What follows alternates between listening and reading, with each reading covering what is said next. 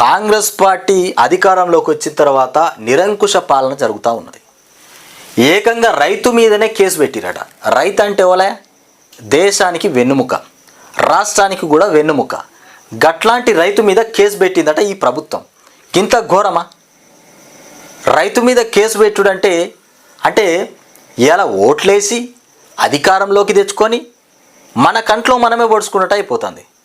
రేవంత్ రెడ్డి గారు, మరి మీ పాలన గురించి మీకు అర్థమవుతుందో లేదో కానీ ఒకసారి ఈ రాష్ట్రంలో ఉన్నటువంటి ఆర్ధనాదాలు, వాళ్ళ చావు కేకలు, వాళ్ళ బతుకుల గురించి ఒకసారి ఆలోచన చేస్తే బాగుంటుంది. ఎంతసేపు నీకు ఇష్టం. ఇప్పుడు ఎట్లా ఉన్నదంటే ముఖ్యమంత్రి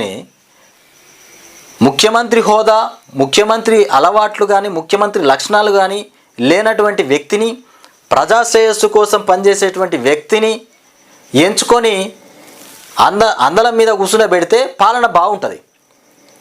మనం ఎలాంటి అనుభవాలు లేనటువంటి వ్యక్తిని తీసుకుపోయి ఇలా ముఖ్యమంత్రి సీట్లో కూర్చునబెడితే మనకు వచ్చేటువంటి ఫలితాలన్నీ గిట్లనే ఉంటాయి.